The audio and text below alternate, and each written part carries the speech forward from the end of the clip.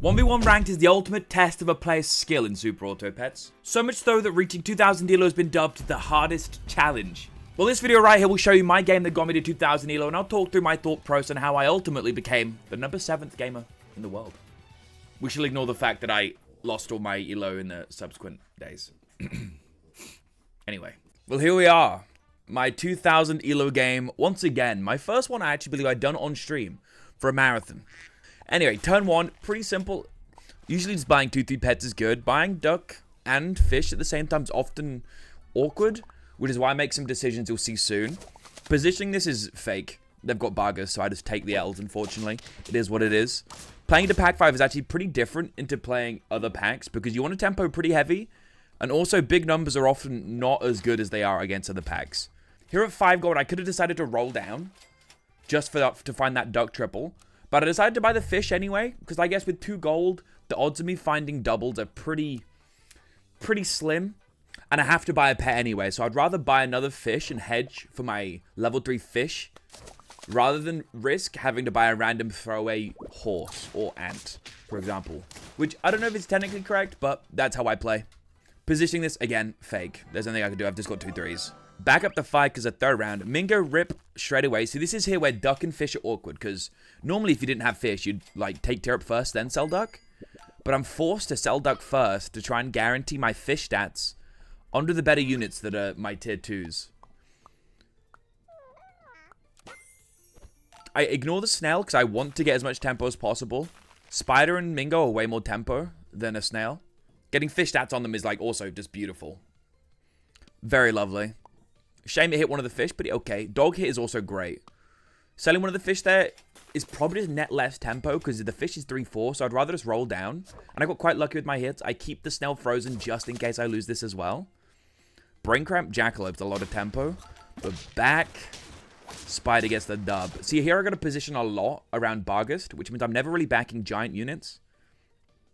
We take dog first for the tempo, most likely. Because when you take dog, you want to buy loads of pets separate on your board to make sure you get the temporary dog stats. Otherwise, you're just missing so much tempo. I think I'd take a lot of time here to think about how I'm going to do this. Maybe I roll for pills before I buy anything. I think it's just always buy dog, stack fish, and just don't greed the level 3 fish separately. You do get more stats if you take level 2 fishes and then take the level 3, rather than just going straight to level 3. I position the 2-2 at the back, then I switch it up to the 2-3 at the back. I actually have a reason for this. The reason for this is actually pretty interesting, because with Bargast, if I spawn a badger or an elephant, the badger deals 1 damage to the backline plus 1 from the spook. By having the 2-3 at the back, if I spawn a badger or an elephant, my back spider won't die, almost guaranteeing me to always have an extra 2 attack from that spider at the back, so I don't lose some value. I don't know if it's important, but it's a thought process that goes on there. These small things, these 2 attack could be in everything, in winning or losing this turn, and then subsequently the game. Oh, the sheep. Oh, the sheep for the clutch. The sheep for the clutch. My god. I'll take it. It's a pretty easy turn to play. You just got to take tear up and say Sag to the spider tempo separate. Pray that this hits not the Mingo. Fish don't hit Mingo. Fish don't hit Mingo. Ugh. Beautiful. And a deer. My god. Deer is amazing tempo into pack 5. Because they often have quite small units. And they might be working with ailments like, see how this brain cramp here. Just to get their stats up. Chilies do a lot of work. Just fronting this mother guarantees 2 kills. 2 trades. And also because of the brain cramp positioning, the Mingo is acting as a melon popper. Then my dog should be able to trade through with actually some really good breakpoints because it's at 7 HP. Oh, I repositioned. I think I put Spider in 3rd actually, because Spider most likely trades with the brain cramp. So I don't need high attack to trade with the brain cramp. So let's go with my small unit that trades and have my big units in the back line. Yeah, I like that. Freezing Mingo might be a little greedy because I have to sell out a fish for it. But the fish, it definitely ain't staying. And I'd rather have a fluid board for my dog and some tear-ups, you know? Good win.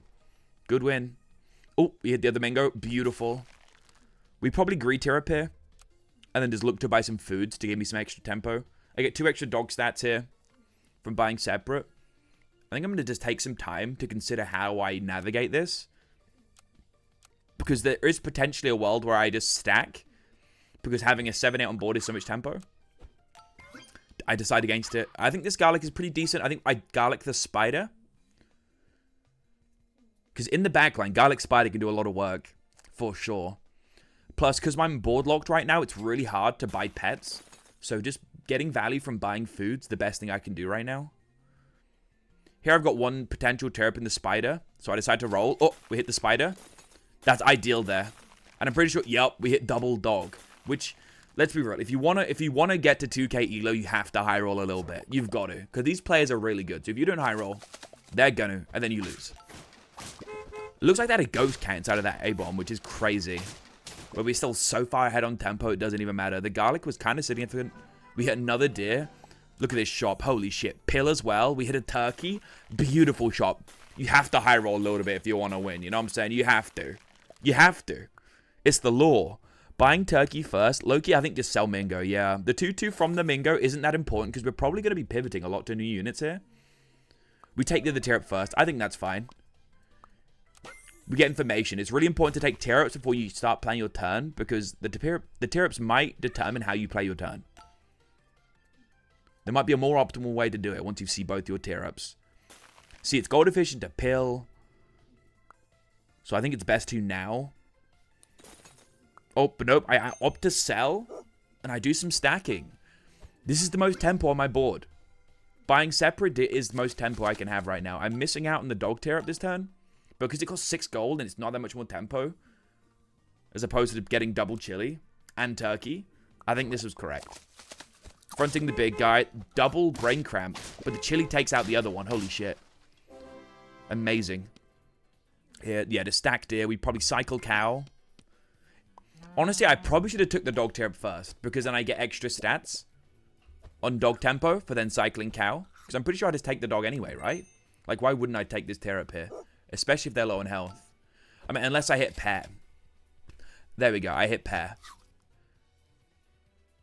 Oh my god, what a shot.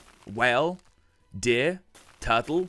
Whale is like such a great counter into pack 5 because they have so much ailment bull that you can't really avoid unless you just swallow a unit. So I could just buy whale, swallow my dog, and they can't like red dragon it. They can't frost wolf it. They can't phoenix it. That's something really good about whale here. Turt is also amazing because it does a similar sort of thing. You just got to position it a little bit better. Most likely, them on lethal, I just win here. These break points are just way too good. With turkey as well. I mean, their board isn't the best, but it's always possible to blow up. It is pack 5. We'll see. Oh my god, they're taking the whole turn timer, trying to figure out how they position this, if this is enough tempo. Probably a low roll on their part and a high roll on my part, but that's the nature of SuperAutoPets, unfortunately.